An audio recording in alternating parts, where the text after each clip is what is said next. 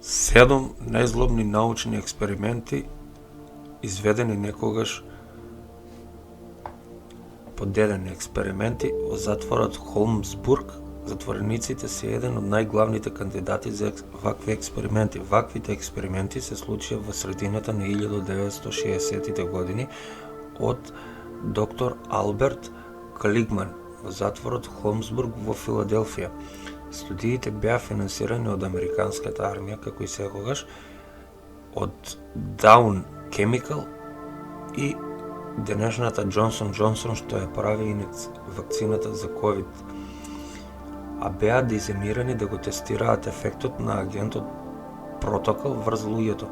Кога биле инектирани со нус производи на агентот, затворениците почнале да развиваат хлоракна, која се дефинира како болест на кожата која наликува на тешки акни.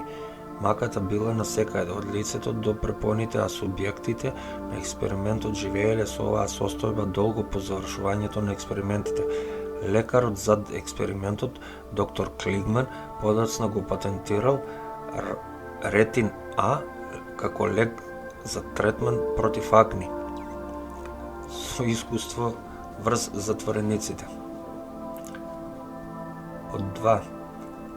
Комората затвореници.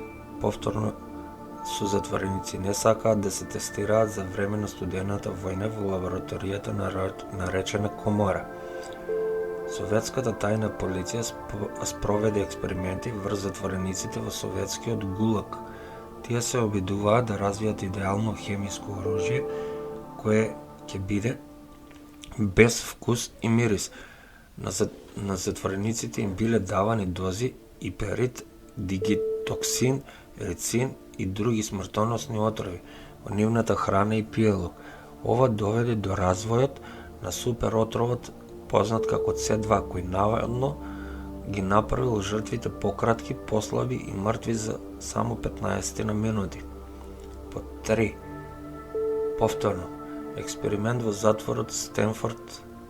Иако овој експеримент всушност не бил спроведен врз затвореници, целта на експериментот била да се открие психолошкиот ефект и врз затворениците и врз чуварите. Психологот Филип Зимбардо од Универзитетот Стенфорд создаде експеримент во кој некои студии ќе бидат ставени во улога на затвореници, додека другите учесници ќе бидат чувари. Експериментот се одржа во импровизиониран затвор во подрумот на психолошката зграда во Стенфорд. Наводите од експериментот биле прилично екстремни, при што чуварите брзо изразувале садистички тенденции, а затворениците доживувале психичко мачење. Двајцата од затворениците мораа да бидат отстранети пред време, а целиот проект беше затворен откако проблематичниот Зимбардо виде што се случува. Под 4. Проектот Аверзија. Во текот на 1970-тите години и 1980-тите години Јужноафриканската армија на апархеидот им даваше на хомосексуалните војници присилна промена на полот. Меѓу другите беа мачни методи за искоренување на хомосексуалност. Осомничените хомосексуалци ќе бидат однесени во војни психијатриски пунктови каде што ќе се експериментира со употреба на шок терапија, хормонски третман, а ако се друго не успее, присилна промена на полот. Не се знае точно колку војници ги претрпеле овие принудни промени на полот, иако проценките велат дека имало дури и повеќе од 900.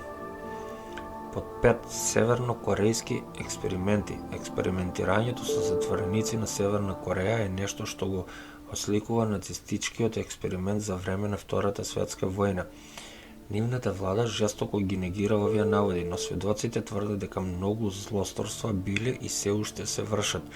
Една жена раскажува за експеримент каде 50 жени биле принудени да јадат отруени листови зелка. Доколку одбијат, ќе им се одмаздат на нивните семејства. Сите 50 починале само 20 минути откако ги голтнале листовите. Сите повраќале крв и крвареле од ректумот. Поранешниот шеф на безбедност, Квон Хјок, Раскажува за лабораторијата која била опремена со сите видови отровни експерименти. Тој исто така тврди дека видел семејство како е убиено со отровен газ и дека родителите се обиделе да ги реанимираат нивните паднати деца пред да бидат умрени. Под 6. Одделение 731.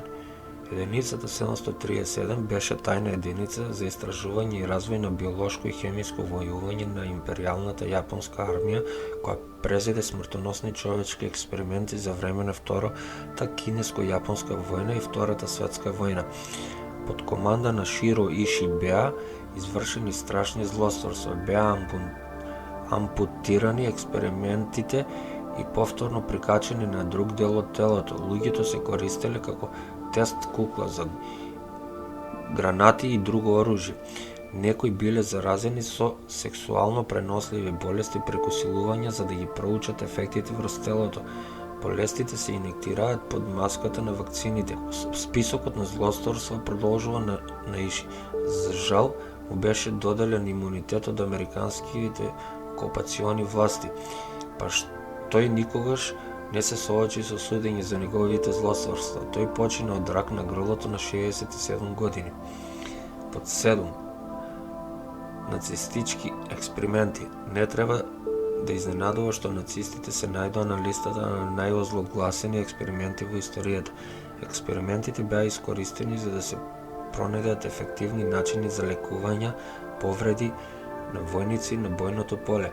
Затворениците биле принудувани да седат во ледени бањи со часови или да седат голи на студ. Овие студии требаше да научат начини на затоплување на преживеаните. Имаше и многу експерименти на близнаци, обидувајќи се да ги покажат генетските сличности и разлики. Не им биле вбризгувани хемикалии кои генетиката менува, а понекогаш дури и се слошиле заедно во обид да создадат споени близнаци. Над 1500 близнаци на овие тестови преживеале само помалку од 200.